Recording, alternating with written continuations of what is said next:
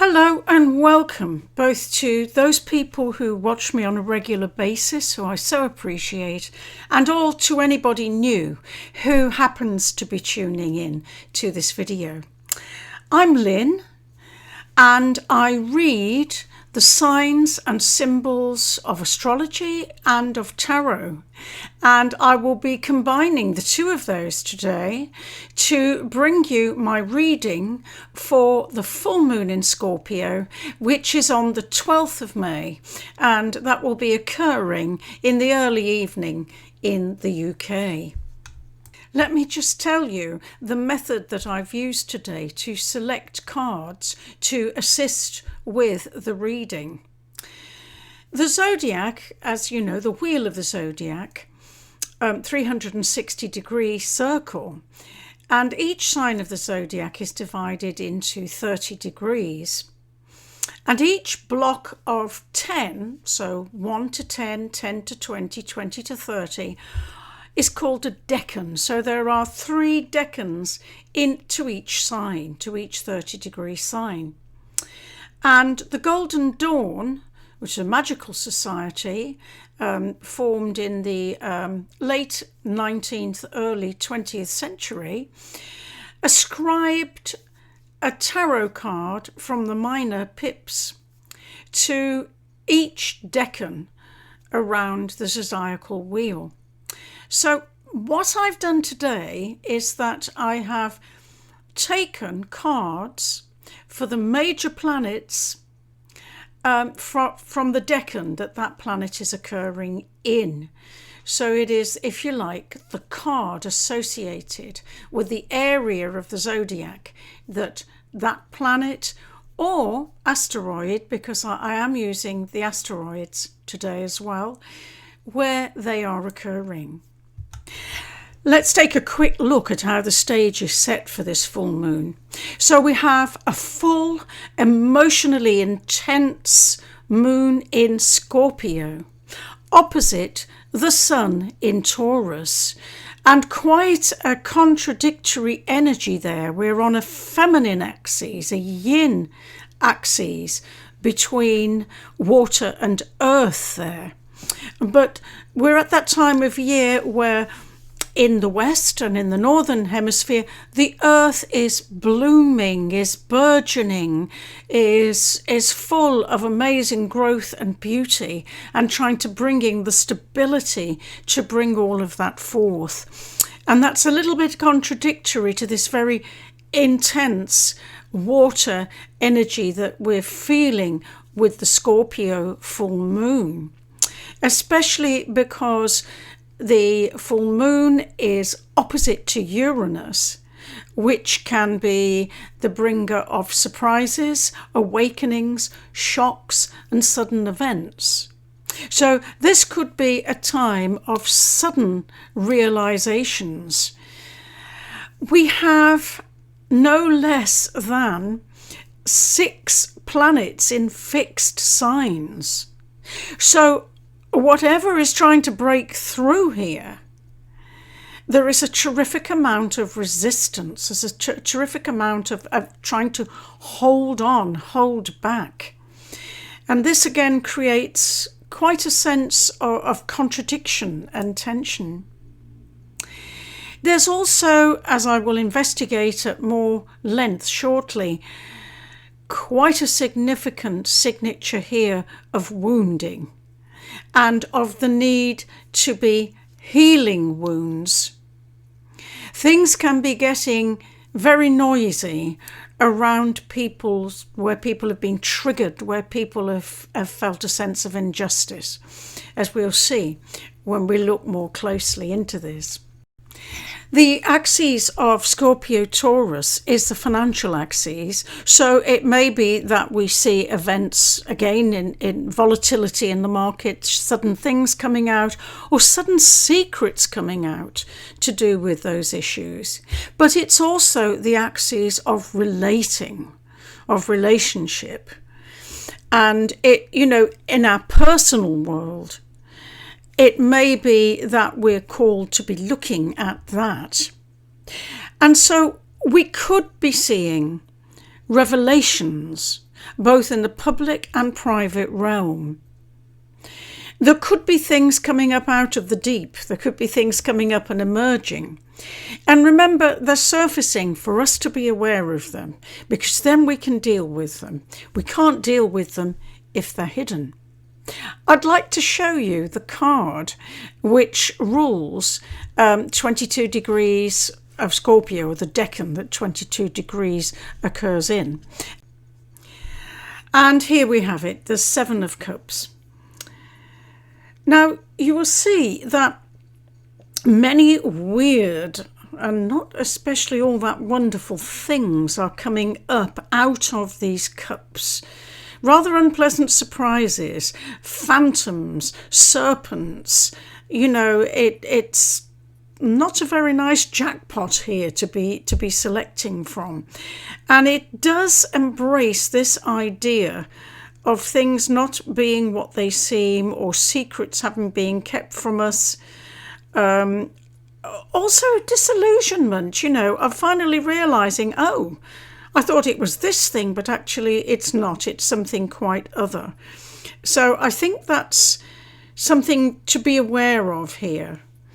This is definitely an energy around this moon, this revelation, or these aha moments, or now I see what it really is. I see it for what it is. And also, I think there's the notion of the poison chalice. I think that is definitely here. And that connects to other energies that are happening with this moon, which we will explore. Now, interestingly, the card which came up for the decan that Uranus is in is another seven. So we had the Seven of Cups, and we have now the Seven of Pentacles. And this, again, this isn't somebody selecting from cups, but this is somebody reviewing. What are we harvesting here? This is a full moon. It's a harvest time. What exactly is the harvest? They are looking this over. What amongst these things is worth keeping and what's not? What exactly is coming to fruition here? Now, Uranus also is very close to two other bodies. One of these is the fixed star Algol. And we've seen in the past, a few months back, back in November last year, how this particular fixed star can be associated with people losing their head. I mean, either metaphorically, you know, that people just lose control of themselves and lose their head, but also this idea of people in positions of power falling from them. So that's another possibility here. But as I think I said some time ago when I was discussing Algol, this is also a star which has associations with Medusa, the Gorgon, and, you know, with the exiled, banned and banished feminine dimension. So that's another sort of aspect that's coming in here. But if that sounds a little bit dire, there is something also right by Uranus that is, I think, very helpful. And that is Hygeia, asteroid Hygeia. And she is about hygiene, health, healing. And so there is a message here that whatever these awakenings, revelations, surprises may be, they're coming up to be healed, to be purged, ultimately for healing. And I think that's a hopeful and interesting aspect here. I said, didn't I, that there's a lot of fixed energy around, 6 planets. But there are also almost as many fire planets. This is a very fiery moon. So we can put that in the mix as well. So I think passions run high here. Now, it's interesting that we have Chiron, which is our wounds, in Aries. Now, Chiron is where we feel hurt, humiliated, ashamed, inferior, all of those difficult emotions that everybody has, but which we can try to disown, if you like, or sweep under the carpet or not acknowledge. And in Aries, we're going to be feeling this very strongly.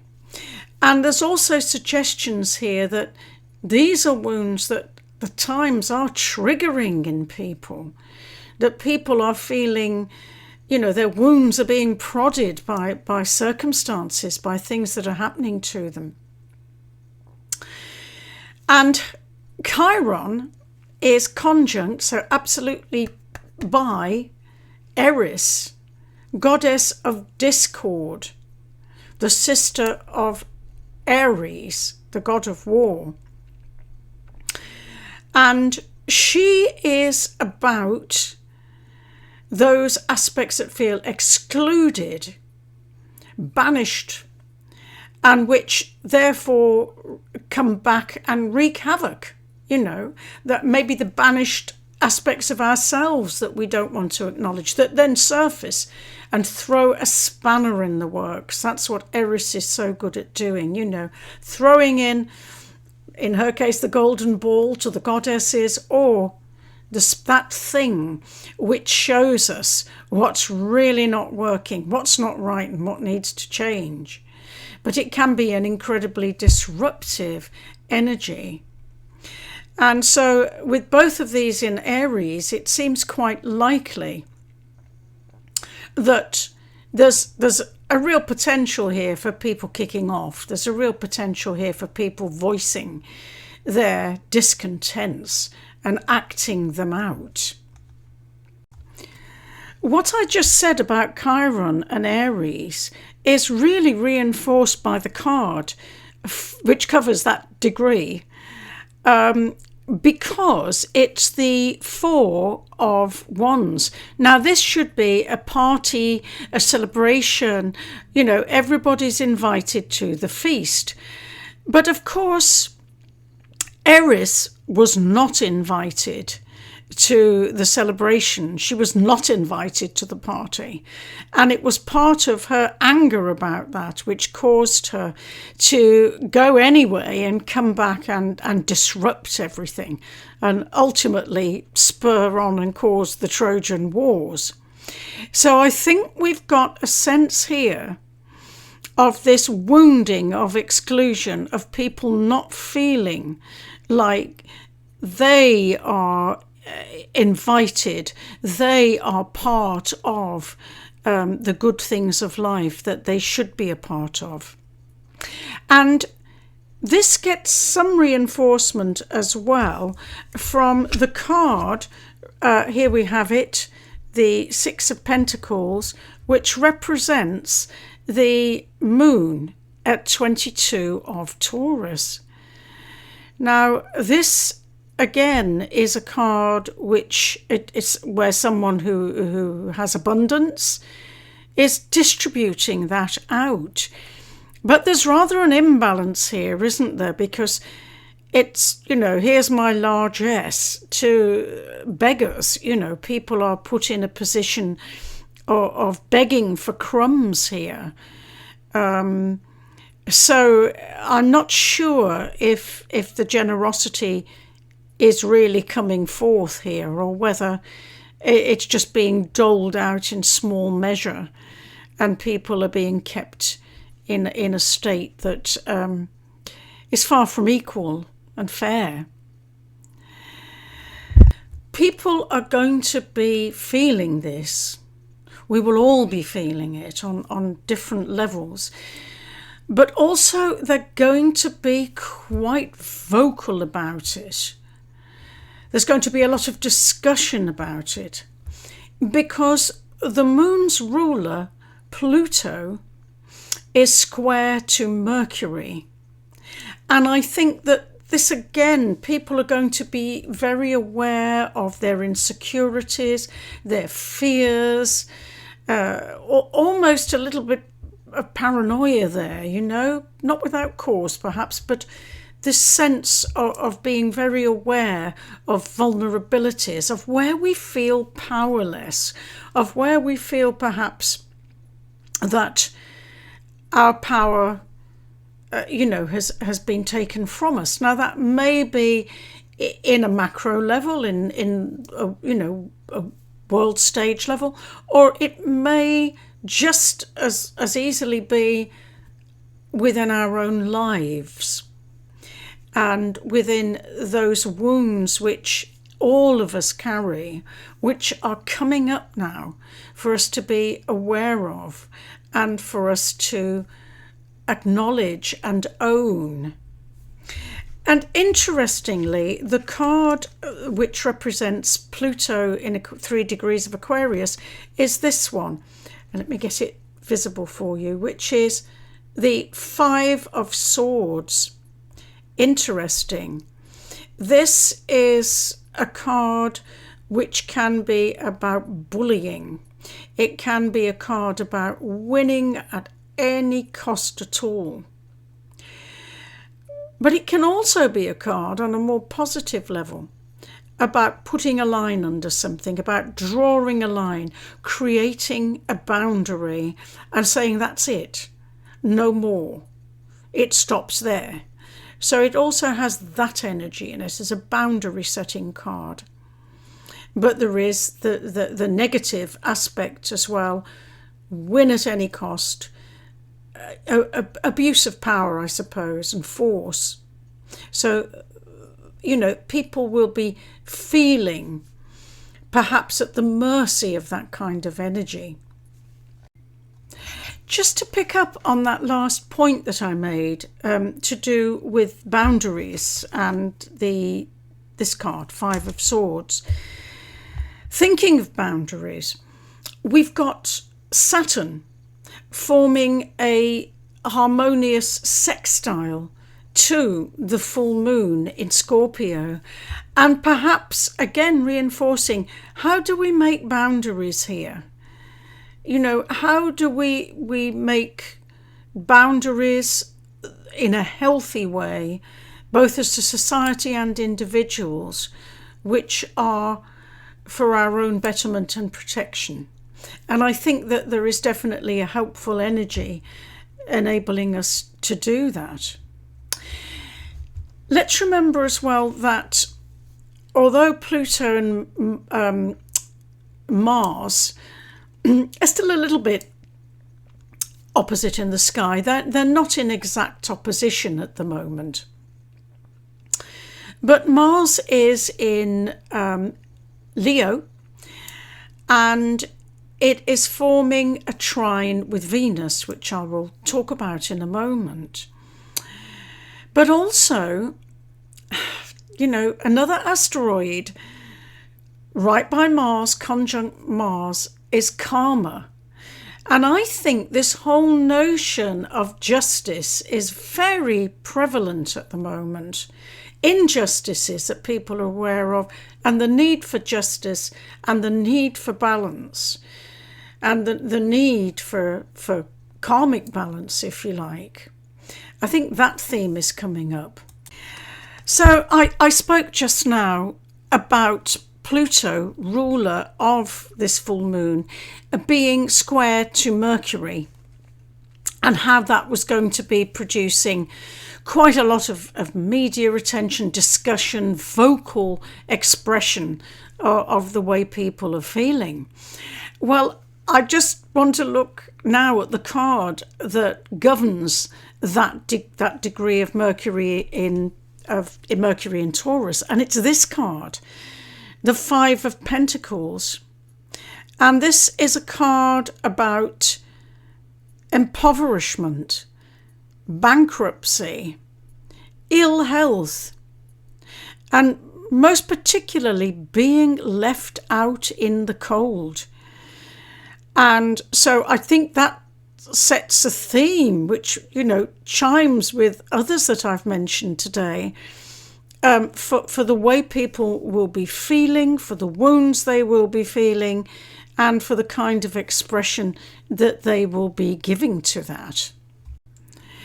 We're getting very, very clear indication here about woundings, aren't we? Woundings, our individual wounds, but also our cultural wounds, wounds carried by, whole groups of people, which can get triggered and then lead to retaliations, ultimately to the wars, the conflicts, and those awful situations that we're seeing on our planet at the moment. These are very difficult energies, but they come generally out of the sense of hurt and of wounding. Now, we have the centaur Nessus very close now to the North Node, our direction of travel. And this will be sensitizing us again to these notions of wounding. Nessus in particular links us into ancestral wounds, wounds that we may carry from our tribe, our people, our ancestors, their experiences that can have filtered down to us and stayed with us. So those are also in the mix here to be considered. But with Nessus, there is also this theme of poisoning. It was Nessus's poisoned blood, which he gave to the wife of Hercules, saying it would, keep her husband's love to be true to her, which actually poisoned Hercules. So this sense of poison and the need to heal and the need to look at where the poison is, both within us and within wider society. So it looks in a way like a massive cleanup operation and healing that's needed at the moment, and that we can only do that when we're conscious of what needs healing. And so the buck comes back to us, doesn't it? Yeah, the buck comes back to us. What can we do? Well, because we all have wounds, because we all have aspects of ourselves where we are shamed, humiliated, hurt, rejected, what we can do is embrace those aspects of ourselves. We make the mistake, I think, of thinking we've got to be perfect, and we really don't. What we're aiming to be is to be whole, and to be whole means to embrace all of ourselves, even those parts that we'd rather not look at, or that we don't want to be vulnerable, we don't want to be ashamed, we don't want to feel weak, we don't want to feel humiliated.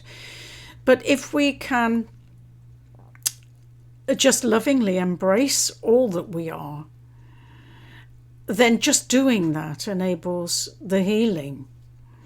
The healing isn't sort of like a job or a task. It's more an opening of the arms. It's more just holding a loving space and letting things with all their imperfections in us be.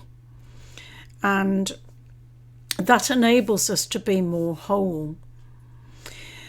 And hopefully, as we're more whole, we can project that into the collective and enable that to be less fractured, less triggered and reacting on its wounds. And we do have help in this chart. We're not alone here. This does seem very orchestrated, and very much like everything, as I said in the title of this video, is purging the poison, getting rid of the poison to create health again.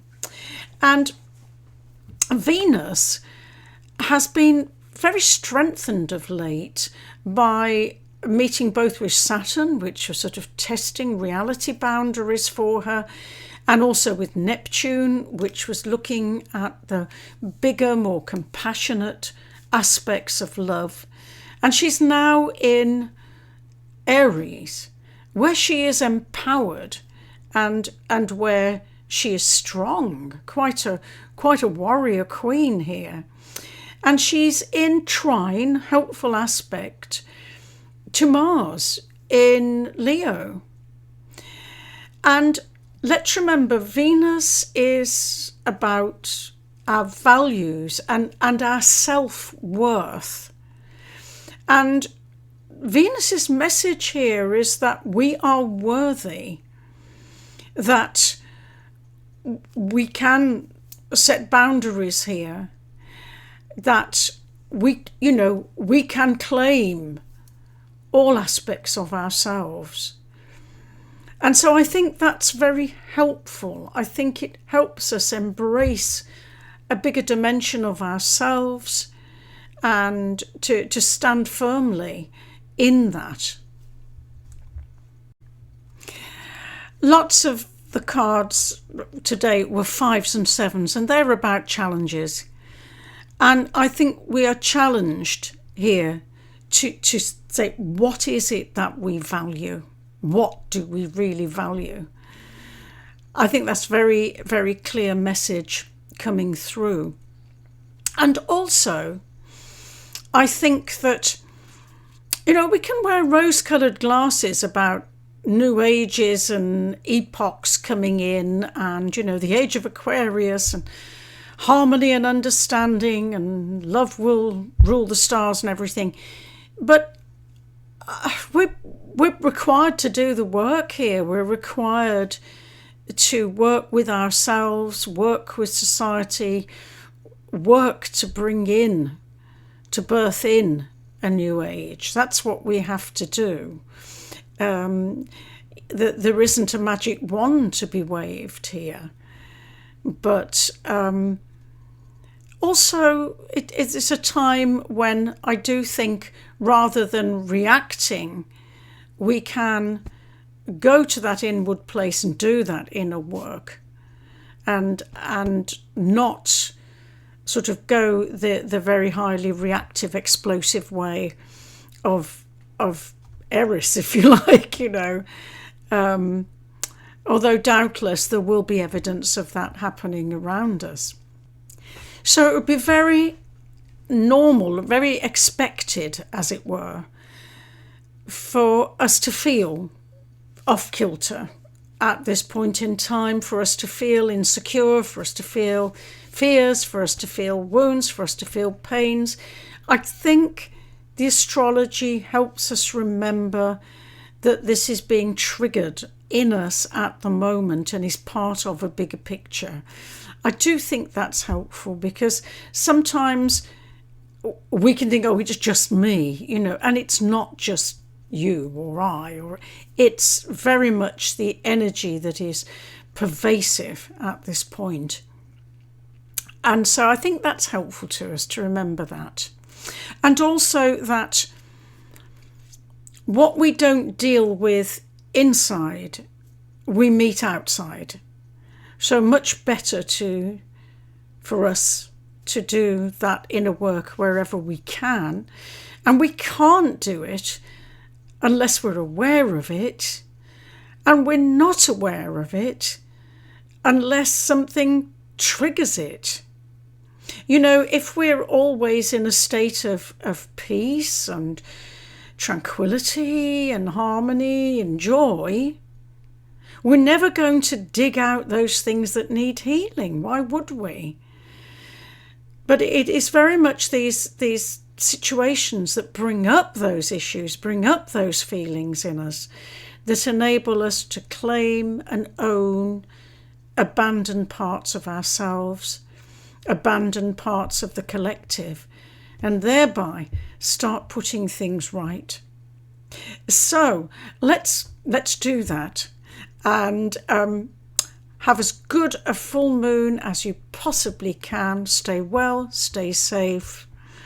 I wish you lots of love, and I will be with you again soon. Thank you, and bye-bye.